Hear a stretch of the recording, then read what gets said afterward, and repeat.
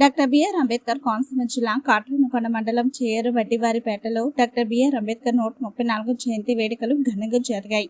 స్థానిక గ్రామ ప్రథమ పౌరుడు సర్పంచ్ చెల్లి సురేష్ అధ్యక్షతన చేయేరు గ్రామస్తుల ఆధ్వర్యంలో ఘనంగా నిర్వహించారు. ఈ కార్యక్రమాన్ని ముఖ్య అతిథిగా అమలాపురం పార్లమెంట్ సభ్యులు గంటి హరీష్ మాధూర్ హాజరయ్యారు. ఈ సందర్భంగా ఆయన మాట్లాడుతూ పేద బడుగు బలహీన వర్గాల వారి అభ్యున్నతికై భారత రాజ్యాంగం ద్వారా అంబేద్కర్ అనేక హక్కులు కల్పించారని అన్నారు.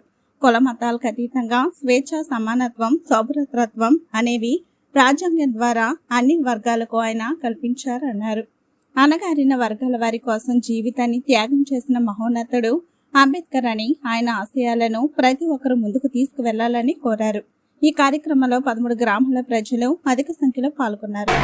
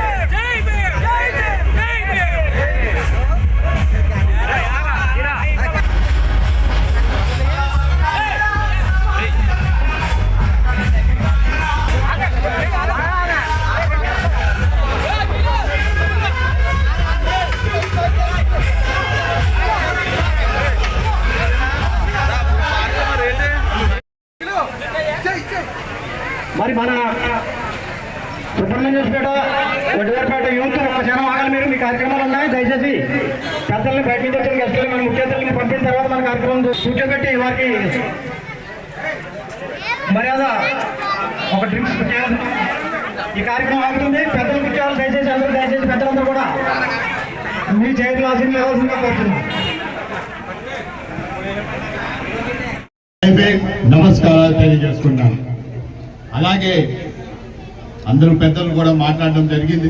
సుబ్బరాజు గారు కూడా మాట్లాడడం జరిగింది. చెల్లి అశోక్ గారు మాట్లాడడం జరిగింది. స్థానికంగా సురేష్ గారు కూడా మాట్లాడడం జరిగింది. చాలా విషయాలు కూడా వాళ్ళు చెప్పడం జరిగింది. అన్నింటినీ గురించి నేను స్పందిస్తాను. కానీ ఈరోజు మన జయంతి సందర్భం ఇక్కడ దళితులు ఏ విధంగా ఒక ఐక్యతతో ఆయన జయంతి సందర్భాన్ని కార్యక్రమాన్ని జరుపుకుంటారు. కానీ ఒక్క విషయం మాత్రం అందరూ కూడా గుర్తుపెట్టుకోవాలి. ఒక్క విషయం మాత్రం అందరూ గుర్తుపెట్టుకోవాలి. బిఆర్ అంబేద్కర్ గారు ఆయన ఒక్క జాతికే కాదు అందరి వాడు అని కూడా ఎందుకంటే బలహీన వర్గాలందరి గురించి కూడా పోరాడుతూ వారికి సరైన హక్కు కల్పించాలని ఏకైక ఆలోచనతో ఆయన అందరి వాడయ్యారు. ఈ రోజు మాకు కూడా ఒక బాధ వేస్తుంది. అనేక గ్రామాల్లోని అందరూ కలిసి వస్తుంటారు, కొన్ని గ్రామాల్లోని ఒక్కడే వస్తుంటారు. కానీ ఎప్పుడైనా సరే అందరూ కూడా కలిసి రావాలని కూడా ఈ సభాముఖంగా కోరుకుంటున్నాను. అలాగే మా నాన్నగారు జిఎంసి బాలయోగ్ గారు,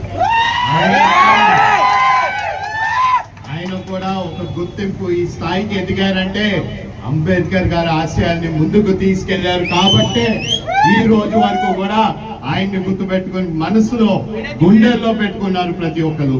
మీరందరినీ కూడా యువతని కూడా ఒకటే ఆలోచిస్తున్నా, రేపన్నాడు మీరందరూ కూడా అంబేద్కర్ గారి ఆశయాల్ని ఆయన స్ఫూర్తిని ముందుకు తీసుకెళ్లే విధంగా మీరు ఆలోచన చేయాలని కూడా ఈ సభాముఖంగా మీ అందరినీ కోరుకుంటున్నాను. అదే విధంగా ఇక్కడ ఉన్న యువతలందరికీ కూడా ప్రతి ఒక్కరికి కూడా మా నాన్నగారు ఏ విధంగా మీ అందరితో అండగా ఉన్నారో అదే విధంగా ఈ హరీష్ బాలయోగి కూడా మీ అందరూ అనేక విషయాల్లోనే అడుగుతారు.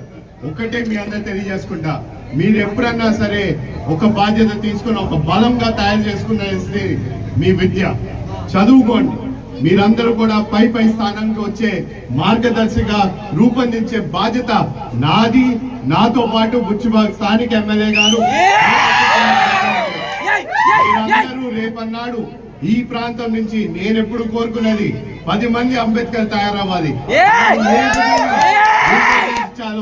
అన్నిటికీ కూడా మేము ఆలోచిస్తామని కూడా సభాముఖంగా మీ అందరూ తెలియజేసుకుంటాం. మీ అందరినీ ఒకటే కోరేది, మీకు మేము కార్యక్రమాలకు ఎప్పుడన్నా లేట్ గా రావచ్చు, కానీ మీ అందరికి ఎప్పుడన్నా సమస్య వస్తే మాత్రం ముందుగా.